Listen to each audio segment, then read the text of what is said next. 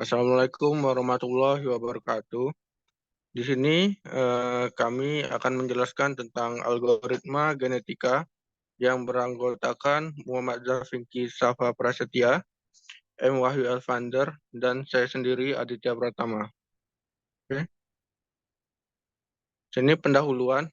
Eh, Algoritma genetika terinspirasi dari prinsip genetika dan seleksi alam atau teori evolusi Darwin, yang ditemukan di Universitas Michigan, AS, oleh John Holland pada tahun 1975 melalui sebuah penelitian dan dipopulerkan oleh salah satu muridnya, yaitu David Goldberg.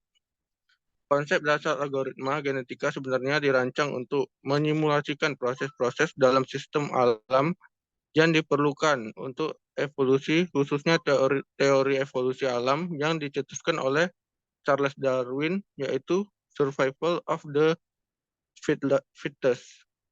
Menurut teori ini, di alam terjadi persaingan antara individu-individu sumber daya alam yang langka, sehingga makhluk yang kuat mendominasi makhluk yang lebih lemah. Algoritma genetika adalah teknik pencarian heuristik yang didasarkan pada gagasan evolusi, seleksi alam, dan genetika. Algoritma ini memanfaatkan proses seleksi alamiah yang dikenal dengan proses evolusi atau hanya individu-individu yang kuat yang mampu bertahan. Proses seleksi alamiah ini melibatkan perubahan gen yang terjadi pada individu melalui proses perkembangbiakan. Proses perkembangbiakan ini didasarkan pada analogi struktur genetika dan perilaku kromosom dalam populasi individu dengan menggunakan dasar tersebut. Yang pertama, individu dalam populasi bersaing untuk sumber daya alam dan pasangannya. Yang kedua, mereka yang paling sukses di setiap kompetisi akan menghasilkan keturunan yang lebih baik daripada individu-individu yang berkinerja buruk. Yang ketiga, gen dari individu yang baik akan menyebar ke seluruh populasi sehingga dua orang tua yang baik kadang-kadang akan menghasilkan keturunan yang lebih baik dari orang tuanya. Yang keempat, setiap ada pergantian generasi, maka generasi terbaru ini biasanya lebih cocok dengan lingkungan mereka. Dengan kata lain, generasi baru ini bisa menyesuaikan dengan keadaan lingkungannya. Oke, di sini ada permasalahan yang membutuhkan algoritma genetika. Yang pertama, ruang pencarian sangat besar, kompleks, atau kurang dipahami. Yang kedua, tidak ada pengetahuan yang memadai untuk menyederhanakan ruang pencarian yang sangat besar menjadi ruang pencarian yang lebih sempit.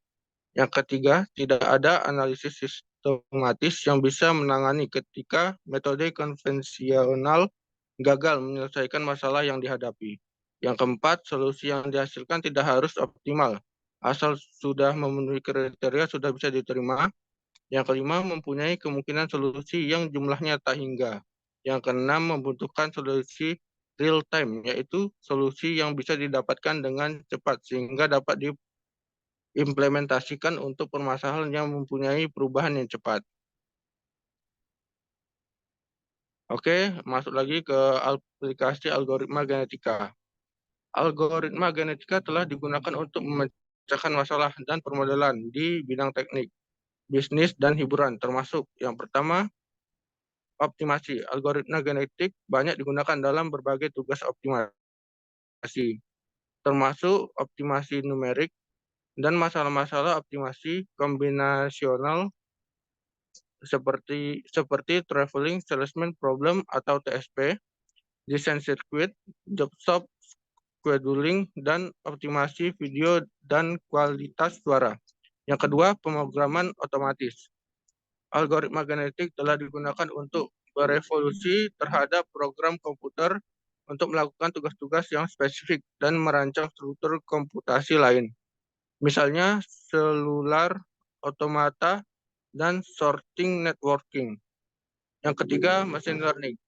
Algoritma genetik banyak digunakan untuk aplikasi machine learning, termasuk klasifikasi dan prediksi struktur protein. Yang keempat, Algoritma genetika juga telah digunakan untuk merancang dan untuk mengendalikan robot. Model ekonomi, algoritma genetika telah digunakan untuk memodelkan proses inovasi, pengembangan strategi, penawaran, dan munculnya pasar ekonomi. Selanjutnya akan dijelaskan oleh Pinky.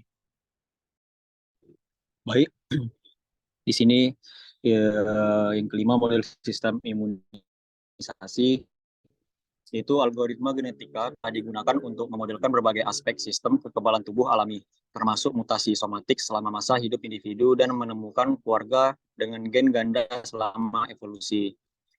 Yang keenam, model ekologi. Algoritma genetika telah digunakan untuk memodelkan fenomena ekologi seperti host parasit co-evolution, simbiosis, dan arus sumber daya dalam ekologi. Yang ketujuh, interaksi antara evolusi dan pembelajaran. Algoritma genetika telah digunakan untuk mempelajari bagaimana individu belajar dan memengaruhi proses evolusi suatu spesies satu sama lain.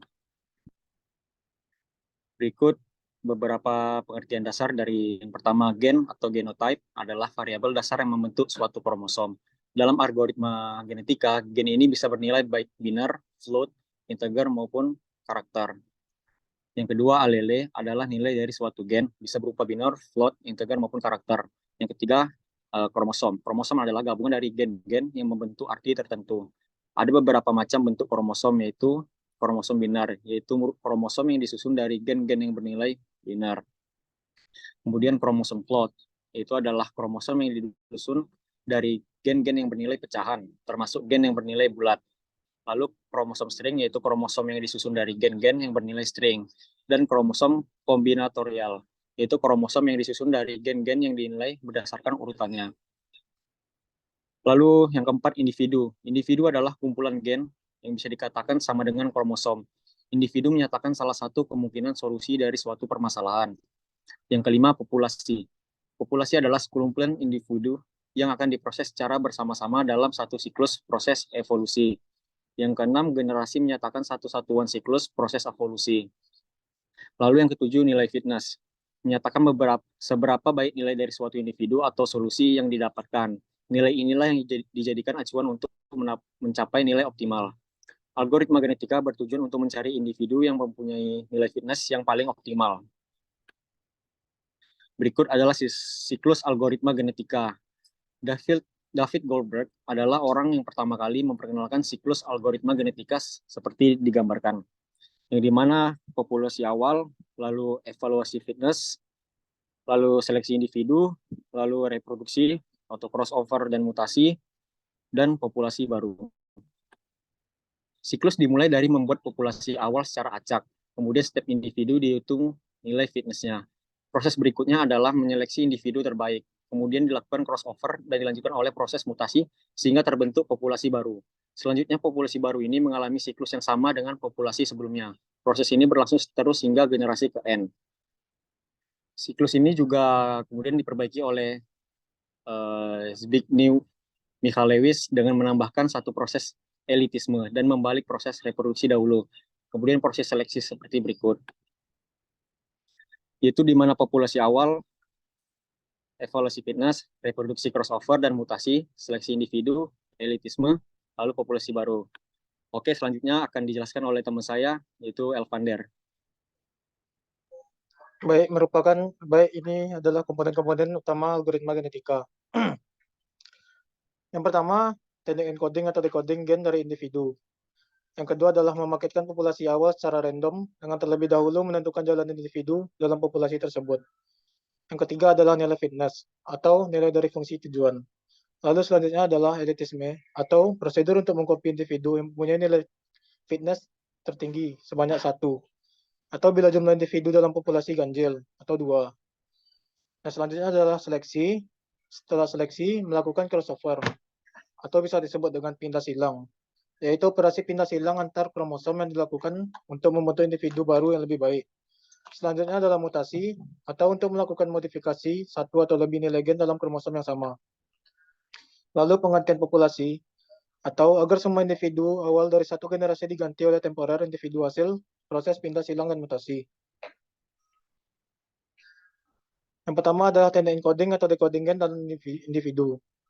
Encoding atau pengkodean berguna untuk mengkodekan nilai gen-gen pembentuk individu. Nilai-nilai gen ini diperoleh secara acak. Ada 3 cara yang paling umum, yaitu binary encoding. Setiap gen diberi nilai 0 atau 1. Yang kedua adalah real number. Nilai gen berada dalam interval 0 hingga R, dengan R adalah bilangan real positif dan biasanya R adalah 1. Yang ketiga adalah discrete decimal decoding. Atau setiap gen bernilai salah satu bilangan bulat dalam interval 0 hingga 9. Berikut adalah rumus dari mutasi gen tersebut. Next. Decoding atau dalam pendekodean berguna untuk mendekode gen-gen membentuk individu agar nilainya tidak melebihi range yang telah ditentukan dan sekaligus menjadi nilai variabel yang akan dicari sebagai solusi permasalahan. Jika nilai variabel X yang telah dikodekan tersebut range-nya diubah menjadi RB hingga RA, yaitu RB adalah batas bawah dan RA adalah batas atas, maka cara untuk mengubah nilai-nilai variabel di atas hingga berada dalam range yang baru, yaitu RB hingga RA, disebut decoding atau pengkodean. Berikut merupakan rumus dari 3 pengkodean. Yang pertama adalah pengkodean bilangan real, yaitu X sama dengan RB plus RA dikurang RB dikali G. Lalu pengkodean discrete decimal. X sama dengan RB dalam kurung RA dikurang RB dikali G hingga 10 hingga N. Lalu pengkodean binar, yaitu X sama dengan RB plus RB min RA dalam kurung dikali G hingga 2 kurang N. N adalah jumlah gen dalam individu. Oke, sekian presentasi kami. Bila ada kesalahan kata, kami ucapkan mohon maaf sebesar-besarnya. Assalamualaikum warahmatullahi wabarakatuh.